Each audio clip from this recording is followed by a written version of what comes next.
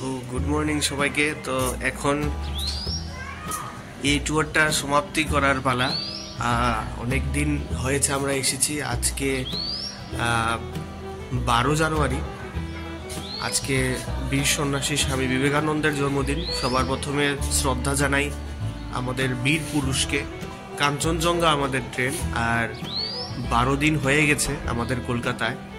তো সবার শরীর অসুস্থ, ভালো অনেক কিছুই হয়েছে, ভালো খারাপ মিলিয়েই সম্পূর্ণ ট্যুর আমাদের কমপ্লিট করতে পেরেছি। তো এখন বাড়ি ফেরার পালা।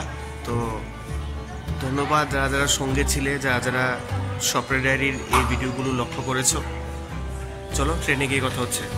তো সকাল সকাল আমরা কিন্তু বেরিয়ে যাওয়ার প্ল্যান করেছি এবং সেই ক্ষেত্রে বেরিয়ে গিয়েছি, কারণ ট্রেনটাও কিন্তু আমাদের কাঞ্চনজঙ্ঘা এক্সপ্রেস ছিল সকাল সকালই। তো সেই অনুসারে আমরা একদম এখান থেকে হোস্টেল থেকে যেখানে আমরা ছিলাম সেখান থেকে বেরিয়ে সোজা শান্তিনিকেতন রেলওয়ে স্টেশন আমরা পৌঁছে গেছি, যেখান থেকে আমরা ডাইরেক্ট কাঞ্চনজঙ্ঘা এক্সপ্রেসে উঠবো এবং সেখান থেকে কিন্তু আমরা সোজা আগরতলার উদ্দেশ্যে রওনা দেবো। আর দেখো এখানে স্ট্রিটের মধ্যে কত কিছু বিক্রি হয়। কলকাতায় বহুত জিনিস আছে যেগুলো ব্যবসা চলে।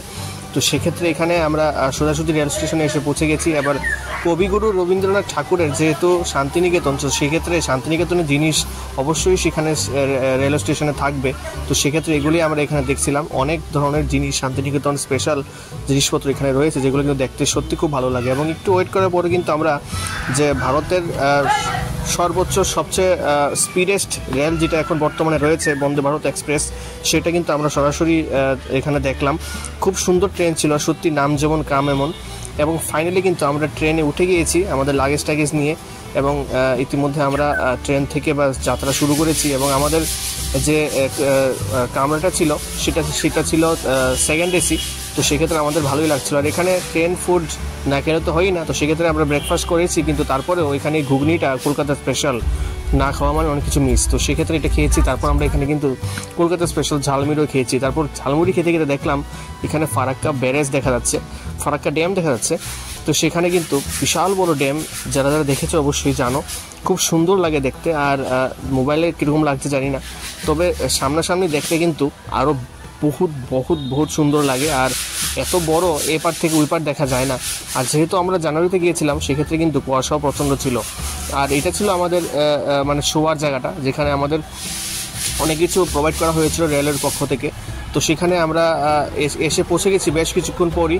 আসাম ঢুকে গিয়েছিলাম আমরা। তো এটা আসামের একটি স্টেশন, নিউ হাফলং। আর মানে এখানে এই সিনারি দেখছো মানে তোমরা হাফলং পৌঁছে গেছো। আর এরকম সিনারি হাফলং ছাড়া এইসব সাইড এরিয়াতে আর দেখা কমই যায়। তো সেক্ষেত্রে খুব সুন্দর সাইট দেখতে পাচ্ছ।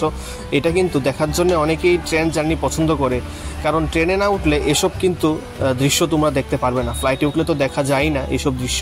তো সেক্ষেত্রে তার জন্য রেল কিন্তু সত্যি খুব ভালো লাগে। এবং প্রায় দীর্ঘ সকালে উঠে আমরা রাত হয়ে গেছে, 2 দিন জার্নি করার পর আমরা ফাইনালি আগরতলায় এসে পৌঁছলাম। এবং আমাদের যাত্রা যে 12 দিনের সেটা সম্পূর্ণ হয়েছে। সেক্ষেত্রে ধন্যবাদ জানাই যারা যারা আমাদের সঙ্গে ছিলে। দেখা হচ্ছে আবার নতুন অ্যাক্টিভিটির সাথে। ততক্ষণ টাটা সবাইকে।